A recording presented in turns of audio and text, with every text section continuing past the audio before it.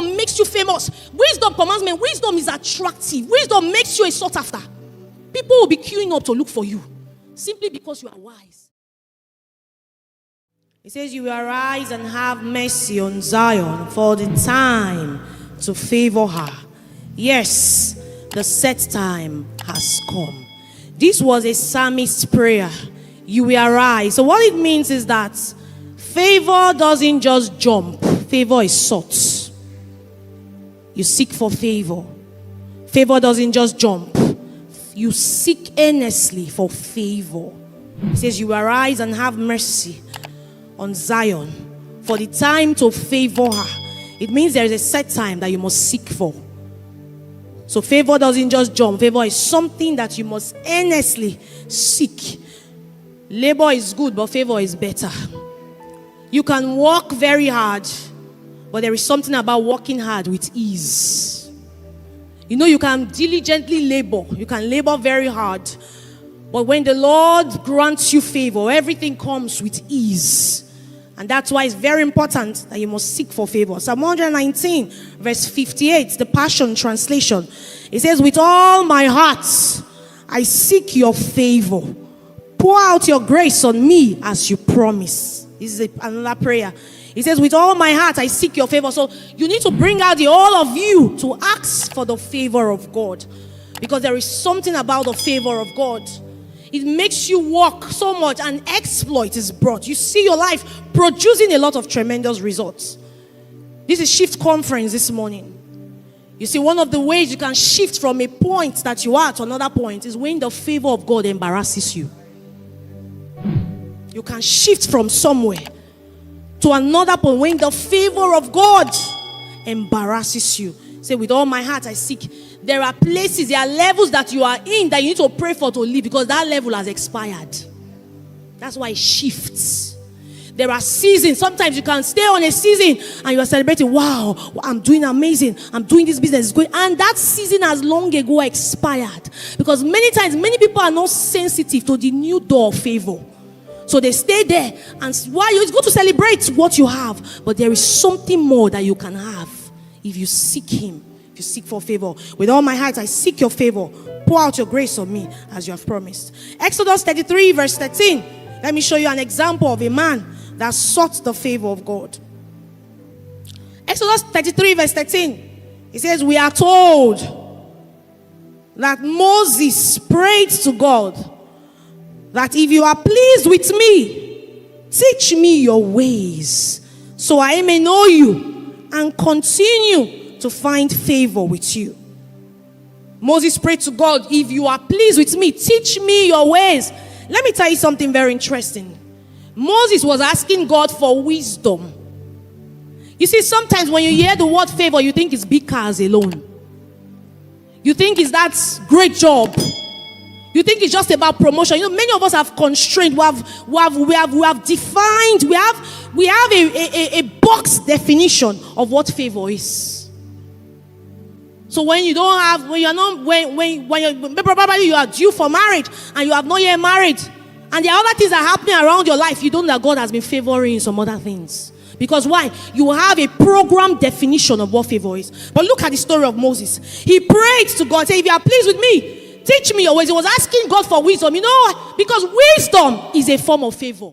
Let me show you something, how I know wisdom is a kind of favor. If you look at 1 Kings 3, verse 6 to 9, CEV, Contemporary English Version. 1 Kings 3, verse 6 to 9. It says, Solomon answered, my father David, your servant, was honest and did what he commanded. What was happening here is that King Solomon was taking after his father David. So he went to the mountain Gibeon. And while he was there praying to God on how he was going to lead the people, God asked him, what do you want? Anything you ask of me, I will give you. Solomon did not ask for riches. He didn't ask for any other thing, but he asked for wisdom. He said, you know I am very young and also little about being a leader.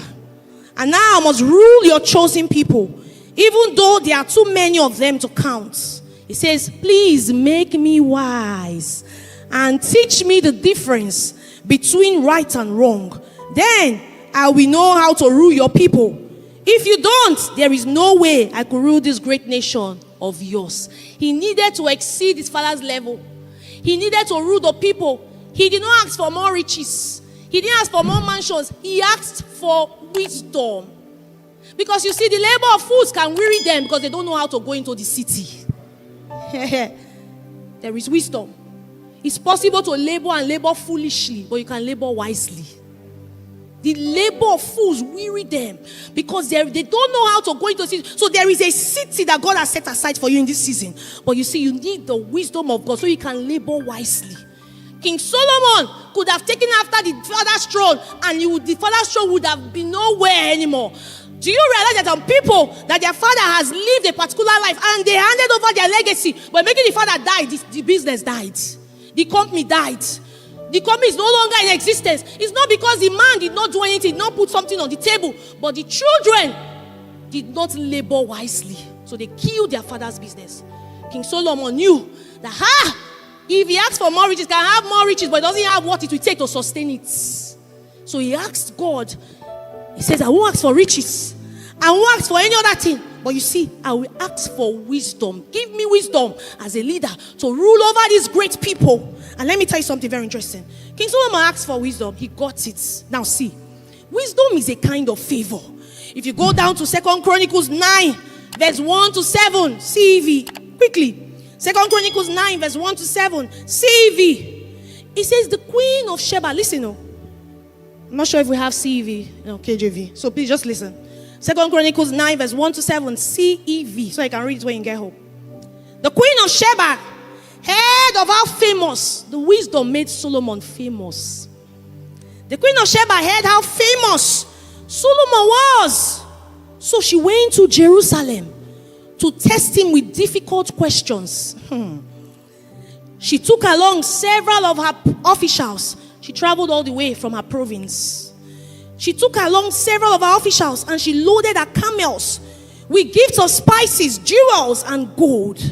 When she arrived, she and Solomon talked about everything she could think of. He answered every question, no matter how difficult it was. Listen, thank you, my darling.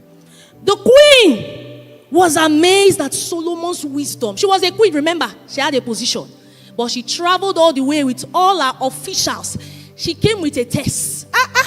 I've heard that you are famous. Your wisdom has been spreading around. I have come personally. There's something you know and there's something you come to know personally. So she had to travel. She left her own kingdom. Let me come and test it. She prepared hard questions. Very difficult questions. So she brought it with all her officials. Imagine the national embarrassment. Imagine if Solomon had not asked God for wisdom. She brought all of it. The Bible says the queen was amazed at Solomon's wisdom. She was breathless. Number one, when she saw his palace, the food on his table, his officials, all his servants in their uniform, and the sacrifices he offered at the Lord's temple. So you see, Solomon was excellent. Excellence is a kind of favor. Because you see, there is a how to do things. When people come in, it attracts men to you. It says she was breathless. She said, Solomon, in my own country, I had heard about your wisdom and all you have done. But I did not believe it until I saw it with my own eyes. And there is so much I didn't hear about. Do you know what she said? You are greater than I was told.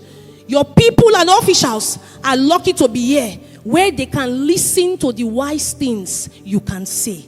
And listen, in verse 9, the queen of Sheba gave Solomon more than 4 tons of gold, a large amount of jewels, and the best spices anyone had ever seen. So Solomon, because of his wisdom was attracting more favor. Wisdom is a kind of, he had wisdom, he had favor because he was wise. In other words, because he had it, he was attracting more favor. So in other words, he had wisdom as a form of favor. It was now multiplying. That even the queen, when she came, she sought after his wisdom. And the Bible says she gave him tons and tons of gold. See, there are breakthroughs that can happen in your life simply by God embarrassing you with divine wisdom. There are places that your look and officials will be looking for you to get into government house. They know they cannot take a decision until you are there. That's wisdom. Wisdom is a great form of favor.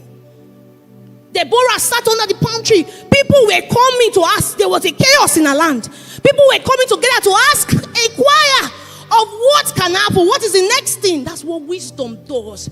Wisdom makes you famous. Wisdom commands men. Wisdom is attractive. Wisdom makes you a sought after. People will be queuing up to look for you simply because you are wise. I don't know if you are from that kind of family. There are families that you are not the first child. You can even be the last. The others can be doing well. I'm not talking about people who are not doing well, but your parents cannot take a decision until you are there. Wisdom is favor. Wisdom esteems a man. And King Solomon asks for it.